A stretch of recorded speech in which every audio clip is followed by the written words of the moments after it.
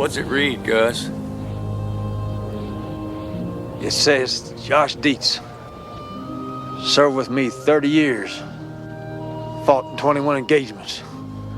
With the Comanche and the Kiowa. Cheerful in all weathers. Never shirked a task. Splendid behavior.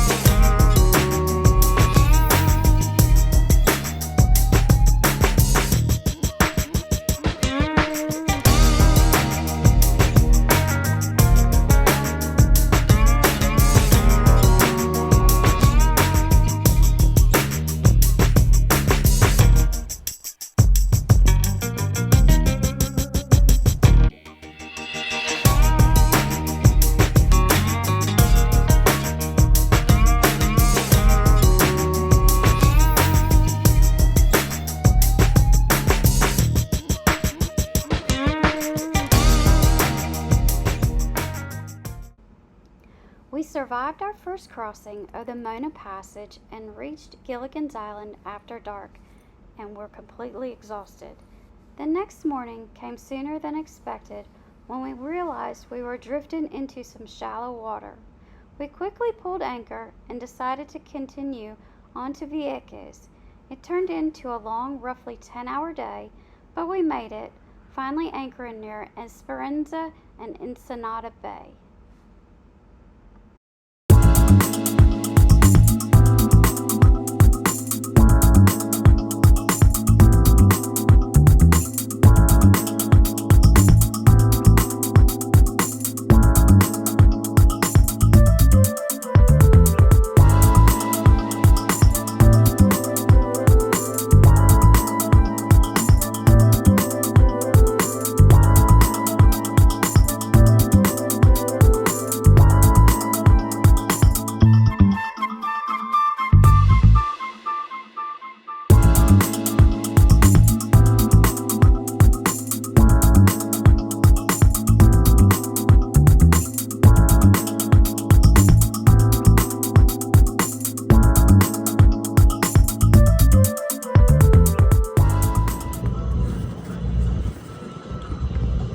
Always a lot of tarpon out here at night.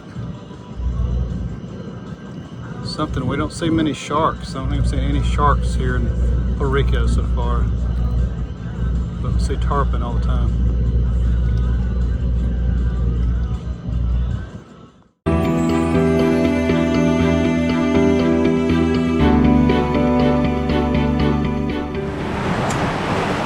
We are leaving Ensenada.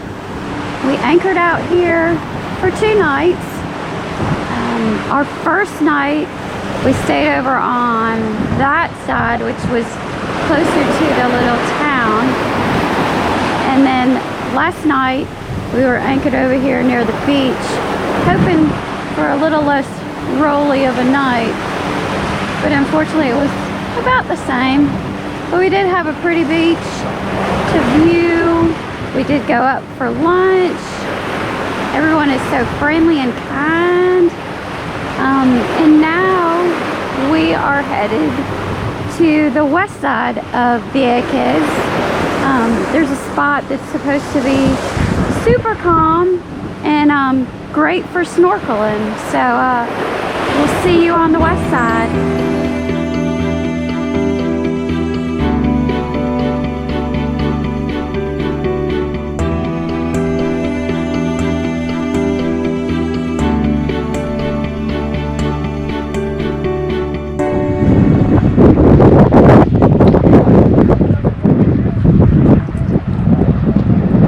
Out to be a great little spot for snorkeling.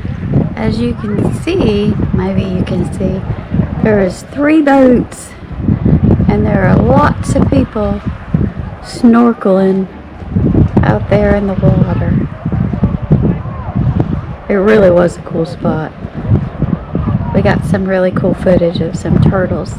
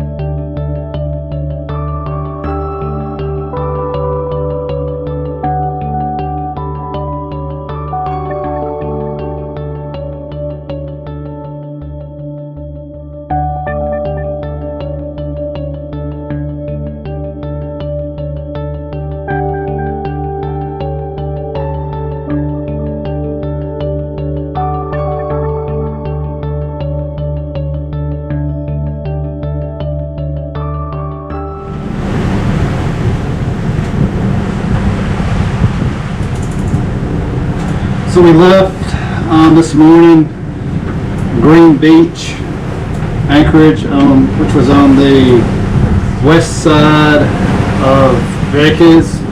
Nice Anchorage. Now we're headed through this narrow cut to Safe Harbor, Puerto del Rey Marina. We've been at Fajardo for 2 or 3 days as we fuel back up, take on some fuel, get some packages, parts, and re-provision.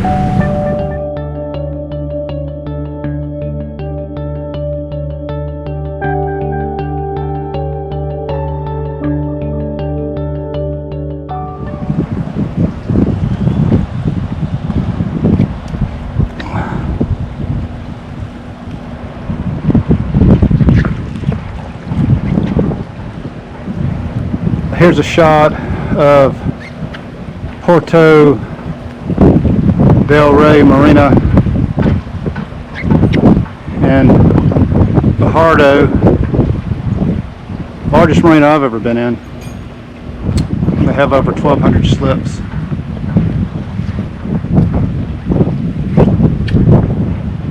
Pretty good size. Mountain in the background. They do a nice job though, have golf carts to help bring stuff out to your boat, take you around. A couple of restaurants. Good morning. There's a little ship cruise little excursion going out there.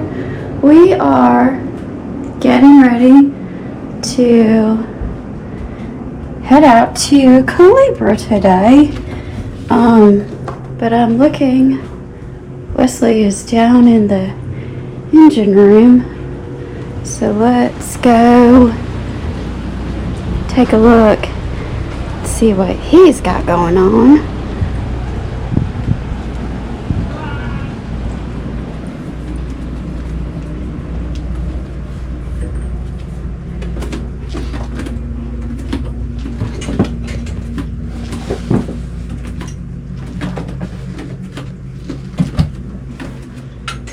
Good morning. Hey, babe. Tell us what you're doing.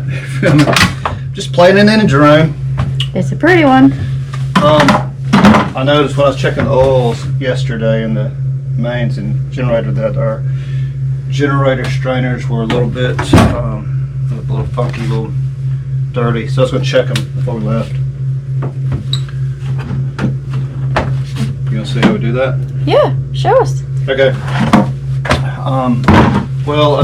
First you close the through hole. You got 3 holes where raw water comes in. I don't know if you want to get a picture of that or not. And it's labeled Genset.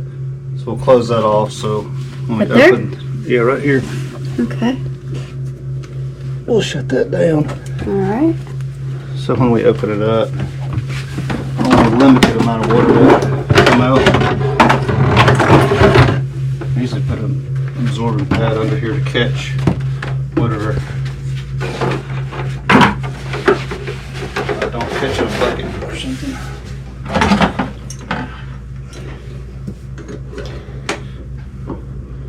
So tell us, do you do this every time we go to leave, or is this something you check and you do it? It's just something I keep an eye on. I typically shine a flashlight over here and you can kind of see how bad. I don't typically have to do it as often as I do the AC strainers. Yeah.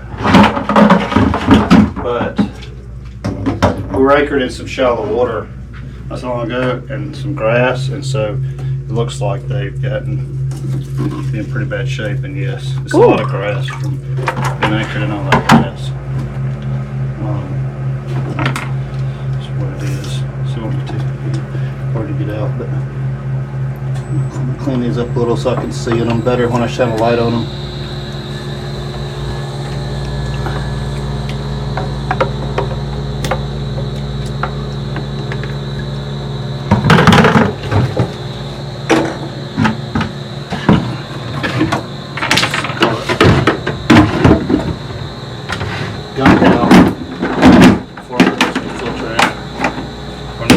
say that one more time? I'm just going to suck all this sludge out that I kind of cleaned up from this bowl out before I put the new strainer in. It doesn't go into the water system.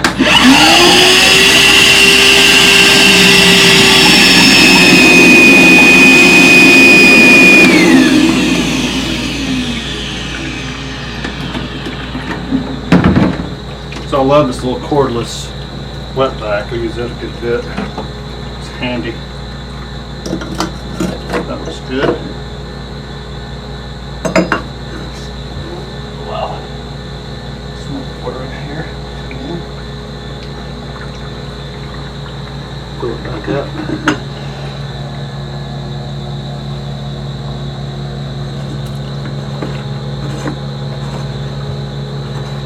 Tighten it down. We'll open our hole the rest of the way, and I'm just going to do the other one. That's all there is to it.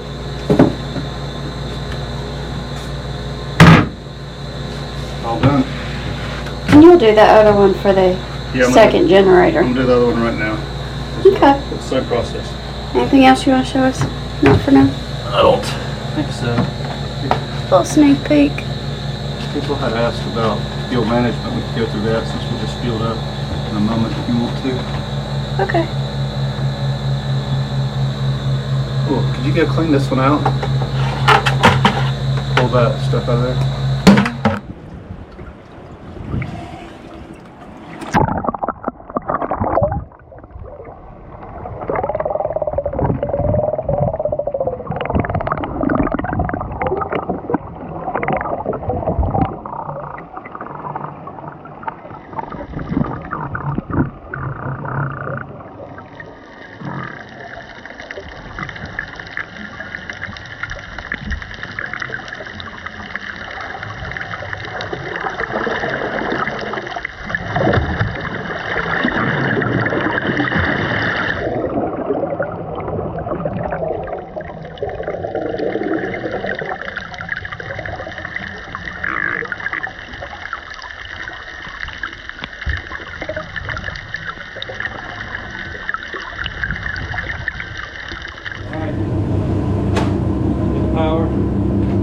Power.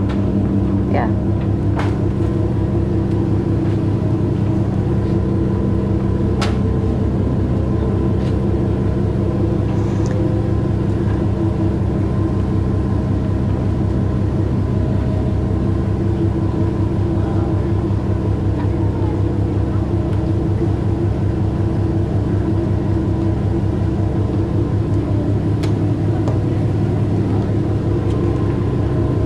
So we have a toggle switch underneath here that pulls it in and lets it out.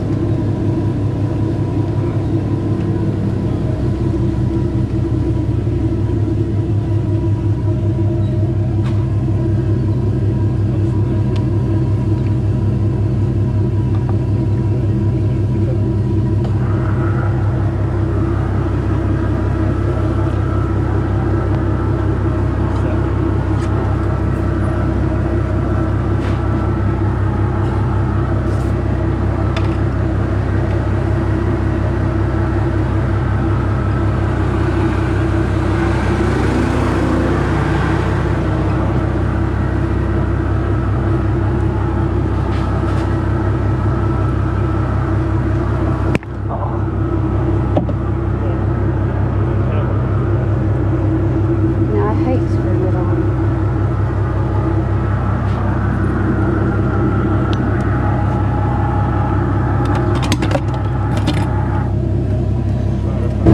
Yeah.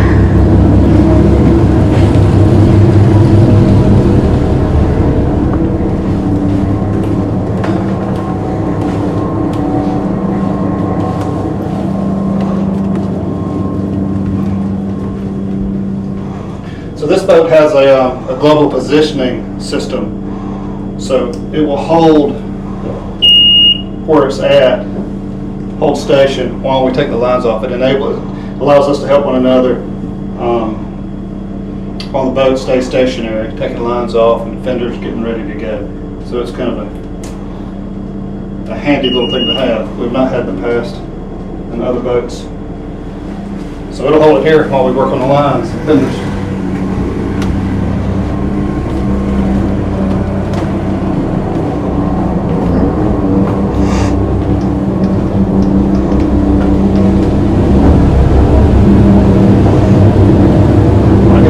Off the dock if you want to start working on this. Once first when you get finished off the dock, so you can log it off the back.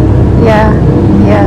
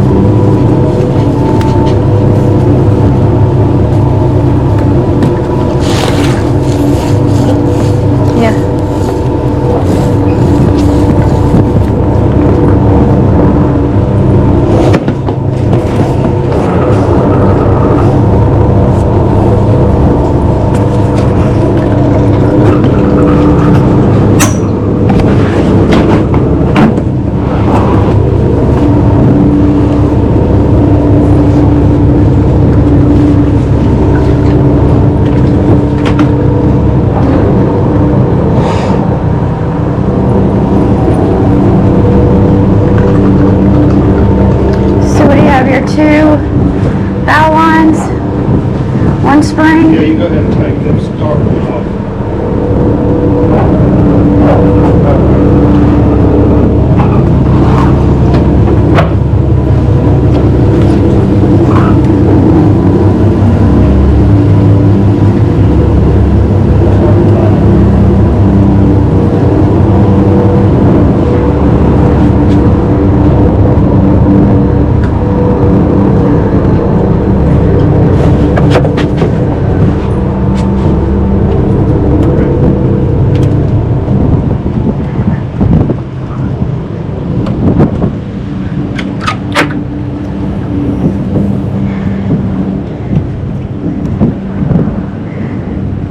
This is their line and it just stays. Do I just toss it over there?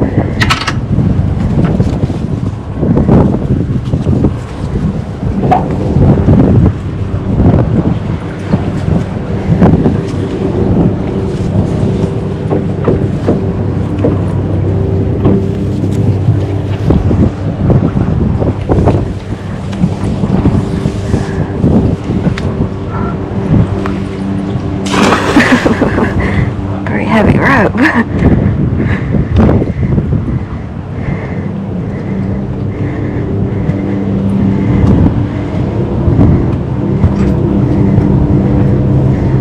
Everything but the bow? Yeah.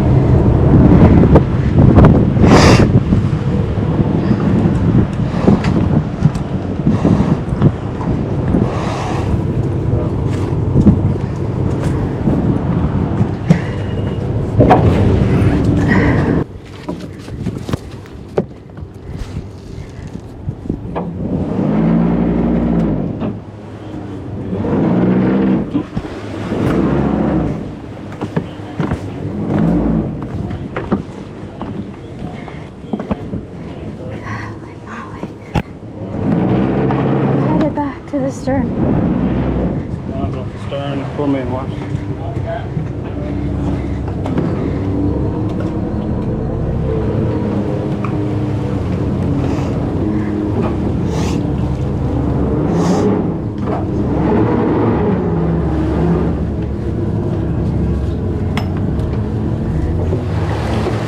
You're fine.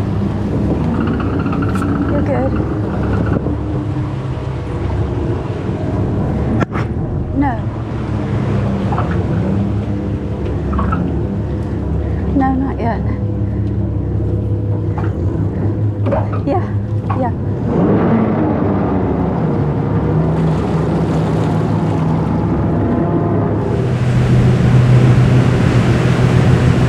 So this is the approach to Ensenada, Honda Bay, and Culebra.